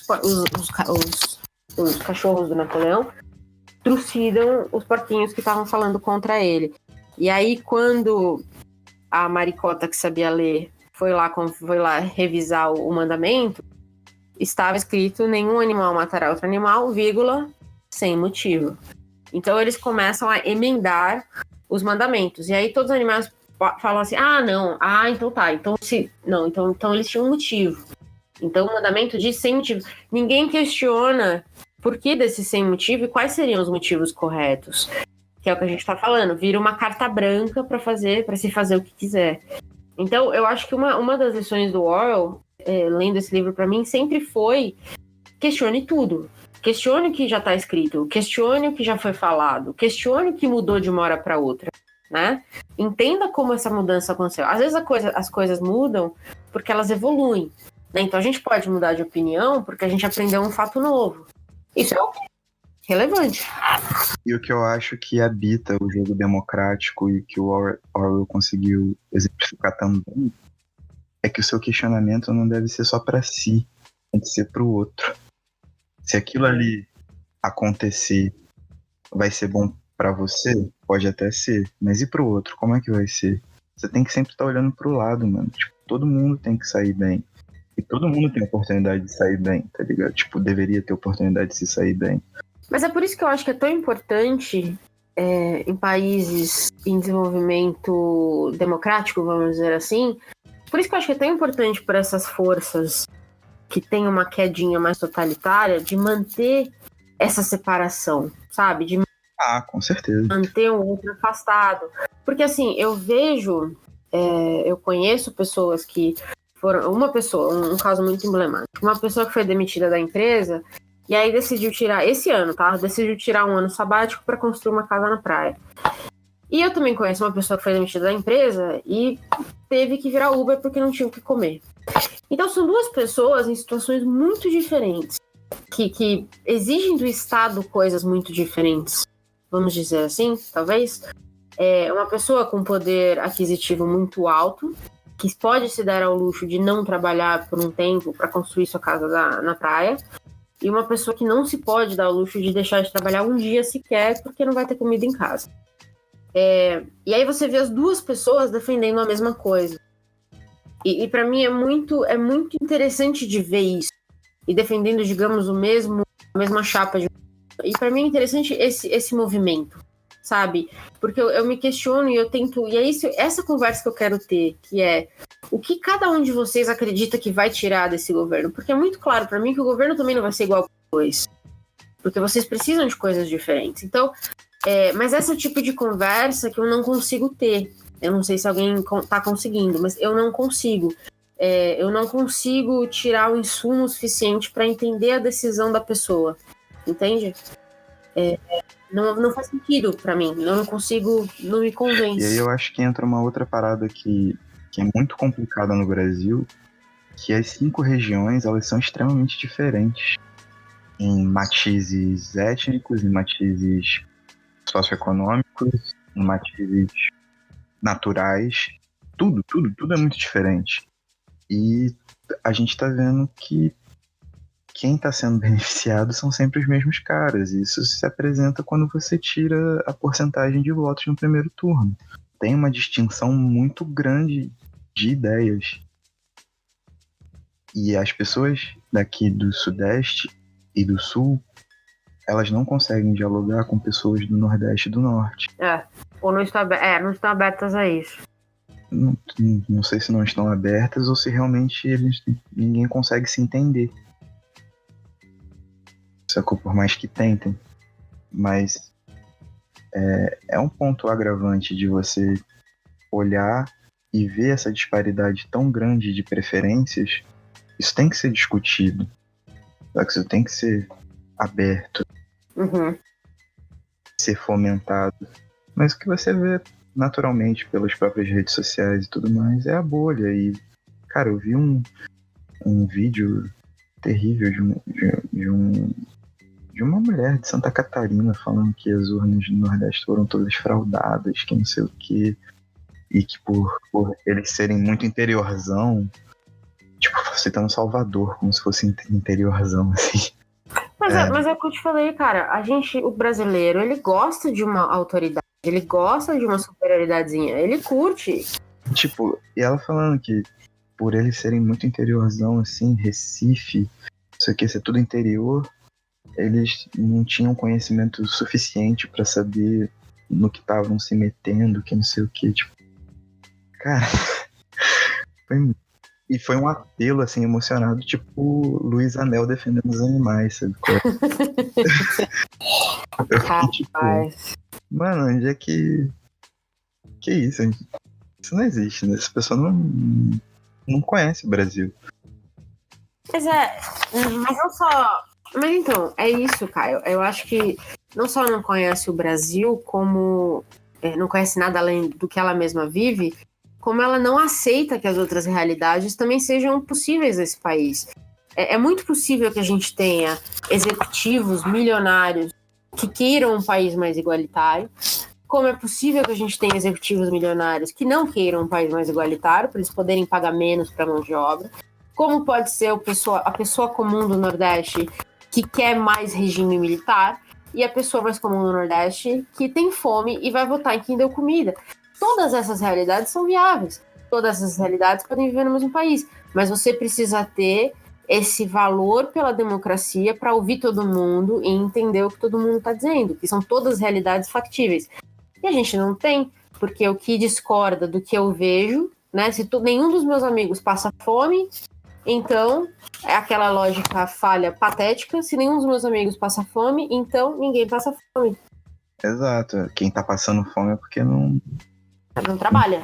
Não quer trabalhar. É vagabundo. Exato. Então você vai criando essas referências que depois eu acho que você não consegue bancar, então você não consegue explicar de onde você tirou essa merda, sabe? Qual é a sua base pra definir isso? E aí vira uma coisa do tipo assim, essa é a minha verdade. É a minha realidade. Cara, é o não famoso, é argumento. É só minha opinião.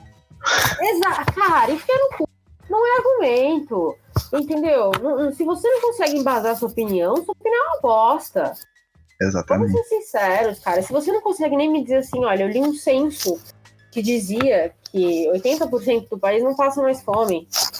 Ok, cara, você leu alguma coisa, você se informou de um ponto de vista, uma fonte razoável. Agora, é minha opinião? É a minha página no Facebook, eu posto o que eu quiser? Quando chegar a esse nível, acho que a conversa acabou já. Você já não tem que conversar com ninguém. Porque daqui a pouco o cara... Quer dizer, daqui a pouco o cara já tá fazendo isso, né? Tipo, acho que você deve morrer.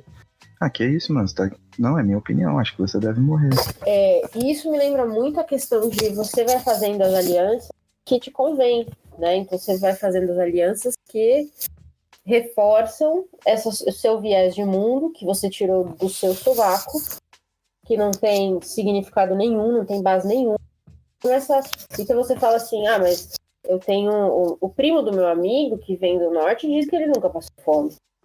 Pronto, validei a minha opinião de merda. Eu tenho conversado com alguns amigos, assim, é minha sorte que no meu círculo íntimo de pessoas eu não passo por esse tipo de discussão, porque não que todo mundo pense igual, todo mundo tem ideias diferentes, mas ninguém apoia nazista.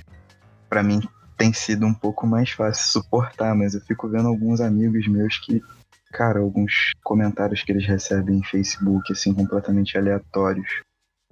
Teve uma mina que que eu admiro muito, porque ela faz uns trampos muito maneiros e ela é muito cabeça.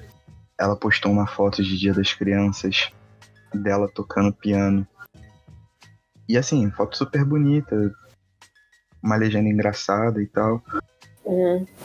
De repente vem um comentário, assim, do nada, de um cara falando: se sua mãe soubesse que te dá educação te faria petista, acho que ela se arrependeria e voltaria no tempo, né? Porque todo mundo que eu conheço que faz USP, Unesp e essas faculdades federais é doutrinado que não sei o que, não sei o que lá, sei o que lá.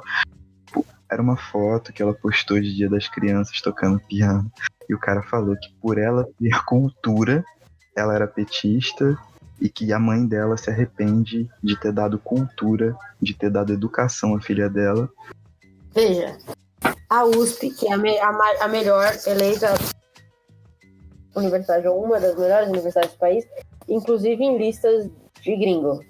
Sim, e tipo... Mas o brasileiro médio... Não, olha que bizarro. O cara tá falando pra mim...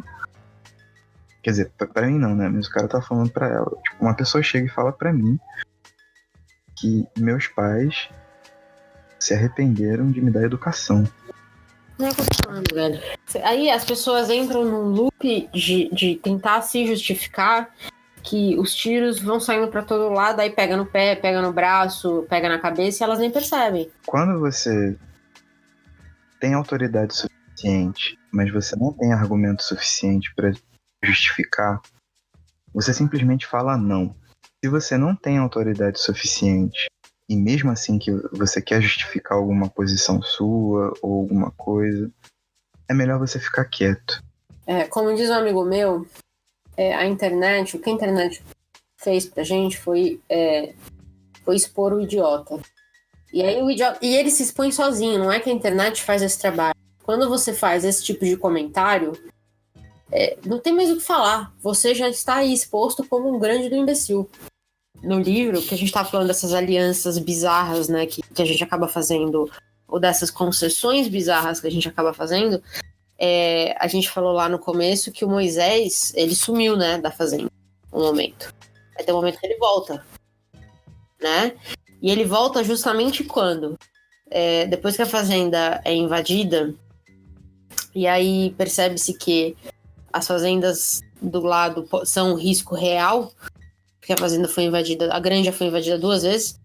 Depois dessa segunda vez, Napoleão percebe o quê? Cara, a gente precisa se preparar para uma guerra. Tem coisas rolando aqui, né? A gente precisa estar pronto. E aí Moisés, milagrosamente, com perdão do ponto, reaparece e volta com o mesmo discurso que o Napoleão antes tinha dito que era merda. E ele volta com o mesmo discurso que agora é validado pelo Napoleão. Por quê? Porque ele precisa, os bichos estavam começando a questionar algumas decisões, e aí o Moisés volta e fala, gente, não, a gente tem que aceitar isso, porque o Napoleão está fazendo o que pode, por exemplo, pra gente chegar na Montanha do Açúcar, sabe? Pra gente chegar bem. E eu acho que, e aí foi o quê? Foi uma concessão de Stalin à Igreja Ortodoxa Russa por causa da guerra. Eles precisavam que o povo estivesse ao lado do governo na guerra. E aí é uma concessão que antes ele não queria fazer de maneira nenhuma. Mas pra você ter uma ideia, é o que eu vejo, é isso que eu vejo. No fundo, todos os porcos são iguais. E aí a gente sabe, né? Os porcos são mais iguais que os outros, é verdade. Mas aí, se o próximo governo for um governo de cavalos, os cavalos vão virar os novos porcos. Entende? Porque a estrutura de poder é estranha. A estrutura de poder é bizarra. E esse é o problema. A gente está acostumado a ter um Messias, a ter um salvador da pátria, a ter esses personagens. O Lula foi um deles, o Collor foi um deles, e agora o Bolsonaro. A gente tem essa estrutura, eu não sei o que acontece com esse povo. A gente espera esse Messias que vai salvar o país de não sabemos bem o quê, mas que depois que ele entrar no poder, tudo vai ser diferente. E a verdade é que as pessoas não... Olha a nossa história, é que entra um e sai um, e você pode sim melhorar em algumas coisas, e você pode piorar em outras. Mas um governo é um governo. Certo? Um estado é um estado. Sim, e a democracia por si só não é perfeita, ela não nasceu para ser perfeita. A gente pode ir aperfeiçoando o que dá, né? Exatamente, porque, tipo, as condições históricas mudam, né? As formas de se fazer... O mundo está se modificando o tempo inteiro. Mas a democracia, ela serve para que, a todo tempo, essas formas de enxergar o mundo sejam criticadas. Só que o mundo foi o que você falou, não é o que gira em torno do meu umbigo. O mundo, ele é muito mais vasto do que isso. Exato. E essa coisa, dessa expectativa que a gente tem de um Messias, de um Salvador da Pátria, eu acho que é muito danoso. Porque quando essa expectativa é frustrada, e ela inevitavelmente vai ser frustrada, porque não tem como, não é viável um governo em 4 anos resolver todos os problemas do país. Não é possível. Primeiro, vamos ser realistas. Não é possível. E mesmo se for um governo militar, não é possível. Não é a base da porrada que a gente vai resolver. Então, essa expectativa bizarra, completamente insana que a gente tem de que é o próximo governo que vai salvar a gente, é o próximo governo que vai resolver tudo, e é o que mais frustra o povo. E aí, a cada frustração, a gente vai se endurecendo mais. E aí vai chegando a esse... Eu tava conversando com um amigo meu que foi comigo nas passeatas de 2013 dos 20 centavos, e a gente tava falando isso. Na época a gente conversou e a gente tava muito assustado, porque a escalada de violência foi muito rápida, e a gente tava muito chateado de ver como as coisas estavam funcionando. E vale lembrar que o prefeito de São Paulo na época era o Haddad. Então o Haddad também soltou os policiais em cima dos manifestantes. O Alckmin soltou os policiais em cima dos manifestantes, porque, de novo, uma vez que vira governo, governo é governo. Existe um jogo, existe um processo, existe uma certa conduta que é típica do Estado que a gente criou. Então a gente precisa aprender a questionar o Estado, a questionar esse status de que... o status da polícia. A gente precisa aprender a fazer as perguntas certas, entende? E fortalecer as partes do Estado que a gente quer que sejam fortalecidas. É muito sério um plano de governo que quer que 100% da educação, ou grande parte da educação, seja à distância. É muito sério isso. Mas por que isso não está em debate? Porque, de verdade mesmo, o brasileiro médio está cagando para a educação. É que é politicamente correto você postar no Facebook que você quer mais educação, mas seu filho está na escola particular, você não está preocupado de verdade com a educação do país. Você nem vai nas escolas, nas coisas, na conversa com os professores, você não aparece na escola para discutir o que está acontecendo. Eu tenho problemas sérios com os 2 planos de governo, de novo, com um mais do que o outro, mas me preocupa muito a falta de questionamento real das coisas, e essa questão de esperar um salvador da pátria, eu acho que é o mais danoso que a gente tem na nossa cultura política, ou apolítica, talvez. Porque, inevitavelmente, a gente vai ficar frustrado. É inevitável que isso vai acontecer. Eu acho que os eleitores do Bolsonaro vão ter uma surpresa muito desagradável se ele virar presidente. E eu acho que os eleitores do Haddad vão ter que escolher se vão defender ele ou se vão virar oposição. E aí eu acho que vai ter que ter muita autocrítica nesse momento, que eu não sei se a gente tem. Eu acho que precisa autocrítica. A gente chegou numa situação muito limite, onde a autocrítica tem que sair na mesma hora que a ação. Boa, concordo. Isso, tipo assim, isso vai da gente como eleitor, como cidadão, isso vai de quem tá em quem assumiu o poder e que não seja um fascista. Então, tipo, o trem tá em movimento, você não vai conseguir parar. Você tem que fazer as coisas, e ao mesmo tempo você não pode cometer os mesmos erros do passado. E quando eu tava falando da força do Haddad, é essa força que eu não enxergo. Tipo, pessoalmente falando, sabe qual é? É o que eu não enxergo, tanto que eu não votei nele no primeiro turno, eu votei no Ciro. Mas assim, de qualquer forma, as coisas são muito mais profundas do que um pleito eleitoral. O nosso interesse político não pode ficar sendo assoberbado de 2 em 2 anos, que é quando você tem, né, um período de eleição, durante 2 meses. Essa é uma postura contínua que você tem que ter dessas perguntas e dessas dúvidas acobertarem todo o seu entorno e todas as pessoas que você convive, não apenas a convivência íntima, mas todas as pessoas que você passa, que vai desde a faxineira até o gerente da empresa, sacou? Mas eu olho tudo isso e o que eu quero dizer, independente de quem entrar em 2019, eu acho que, pra mim, o Orwell, lendo A Revolução dos Bichos, a frase final do livro, que eu não sei se você lembra, pra mim vai resumir tudo. Então eu quero ler, se você me dá licença, Caio, um momento de declamação. Que é o seguinte. Caraca, velho, a gente saiu de Orwell, passou até por Latino pra chegar... Por Alexandre Frota. Pra chegar... Fascismo. Numa ciranda de universidade. Excelente. A gente é demais. Porra, entendeu? É o seguinte, as criaturas de fora olhavam de um porco para um homem, e de um homem para um porco, e de um porco para um homem outra vez. Mas já era impossível distinguir quem era homem e quem era porco.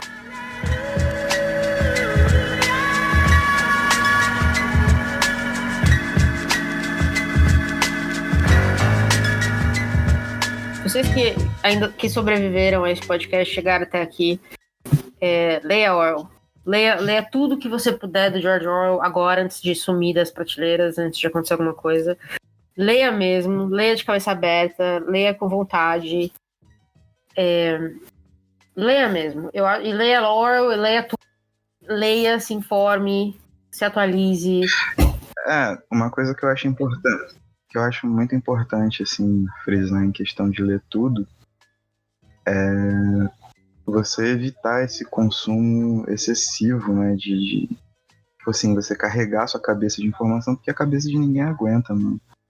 Acho que esse podcast ficou tão gigante do jeito que ficou também porque saiu como desabafo, né? Tanto eu quanto a Paty, a gente tá muito cansado. A gente vem se comunicando com certa frequência.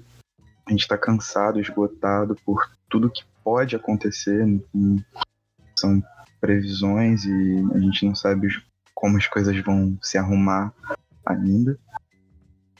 Mas isso tudo também se dá um pouco por esse consumo excessivo, né? A gente fica ansioso. Eu tenho problema com ansiedade. Tô tentando controlar. Mas em períodos assim é muito difícil. Períodos assim são muito difíceis de você conseguir controlar esse tipo de coisa.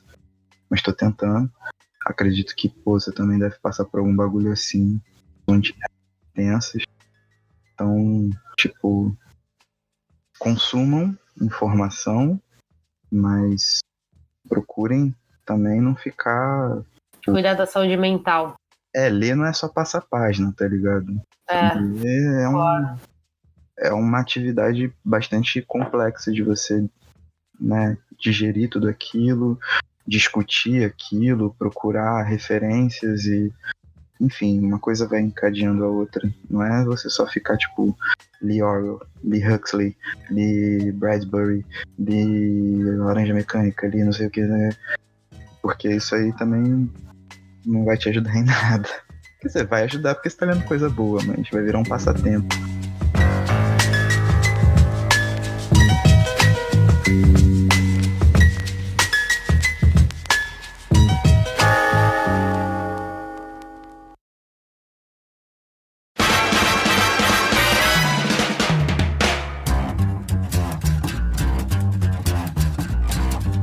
Então vamos lá, respira fundo e me conte o que você tá lendo, assistindo, ouvindo de bom, vendo no YouTube.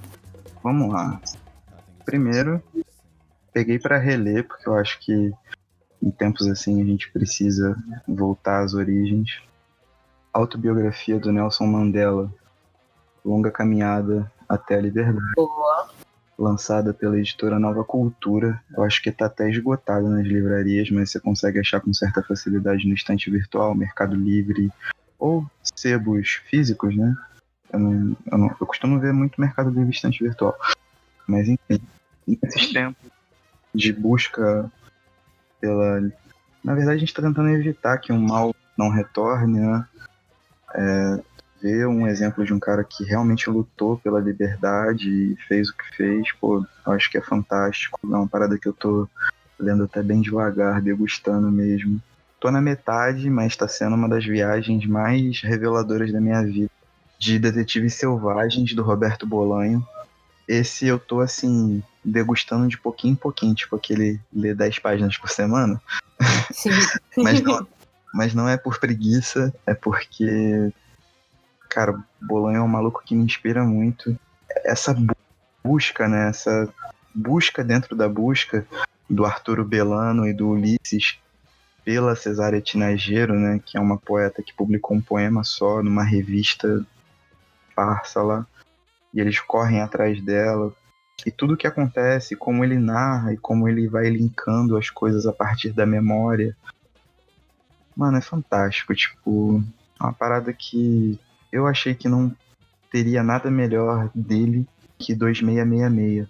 Mas Detetives Selvagens é sublime, sabe qual é? Eu tô Você acha que é melhor? Eu acho. Porque 2666 é um puta de uma obra-prima. Mano, eu vou te falar. 2666, eu li. Assim que eu terminei a última página, eu voltei pra primeira página, de tanto que eu gostei do livro. Fantástico. E li de novo. Sabe qual é? Tipo, é esse o nível que eu gostei desse livro.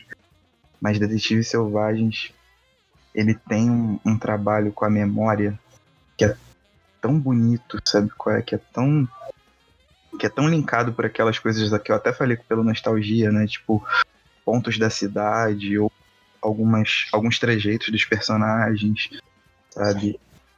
E essa coisa vai se misturando e criando um ambiente tão rico e ele consegue jogar tanta informação em cima que, mano, obra-prima, tipo, total, assim. Tô fazendo umas pesquisas com a poesia da Hilda, né? Da Yushi, homenageada da Flip desse ano. E aí tô entrando no mundo da prosa dela, que é uma coisa que eu só tinha lido Obscena Senhora D, mas nem foi com a atenção devida, assim. Foi uma leitura bem aquém, assim, do que eu tô querendo fazer hoje. E li o primeiro livro dela, Fluxo Floema, que são 5 narrativas, não dá nem pra chamar de conto, nem de novelas. E, caraca, mano, também é pesadíssimo. Muitas reflexões, principalmente em questão de justiça, porque a Hilda era advogada, né? Formada e tal, então... E ela puxou muitos pontos sobre justiça, tanto a justiça espiritual, quanto a justiça religiosa, quanto a justiça, né, dos homens. E as 5 narrativas são fantásticas, assim, eu acho que inclusive você, Paty, que começou a lê-la faz pouco tempo, é bom dar uma procurada porque é muito bom. E alternativa musical é o... Eu não sei se pronuncia Six Lack ou se é Black, porque é 6 e Lack, né? Como se o 6 fizesse o B. Mas eu tô ouvindo esse CD há 3 dias já, direto. Baita CDzão. Um CD coeso, assim. Bem coeso. Procurem. East Atlanta Love Letter, o nome do CD. Vai estar o link lá no Medium, vocês conhecem tudo. Eu acho que é isso aí que eu tenho visto. Tá bom de recomendação, né? Tá bom, porra, tá ótimo. Eu tenho algumas coisas hoje também, mas eu quero começar com uma porrada, que é As Vinhas da Ira. Caraca. Quem não leu As Vinhas... Meu Deus. E entra muito no que a gente tá discutindo aqui, né? Porque fala muito da Revolução Rural nos Estados Unidos, do capitalismo, do impacto disso nos fazendeiros ou nos meirinhos. É um puta livro, vale a pena ler. Eu assisti o filme também. O filme é diferente, o filme tem um final diferente, mas eu entendo que era por uma questão de censura natural da época, porque o final do livro é chocante. ele não tem sido mais... Já faz uns 10 anos, se eu não me engano, ele foi publicado no Brasil, não tem tido edições novas. Talvez você também seja um livro que vocês encontrem em sebos e tudo mais. Eu achei um livro online. Vale cada minuto, é um catatauzinho, mas vale cada minuto, vale cada frase. Preparem-se para sofrer. Acho que o resumo do livro é isso. Prepare-se para sofrer. E aí, além de As Vinhas de Ira, eu tenho mais 2 recomendações. Depois que eu terminei o livro, eu precisei de uma coisa mais leve, sabe? Uhum. Alguma coisa que fosse impedir que eu matasse alguém. Porque esse livro gera tristeza e raiva. É muito triste, E aí eu assisti 2 comédias na Netflix que eu quero compartilhar com o pessoal por motivos diferentes. The Good Place, não sei se você já ouviu falar.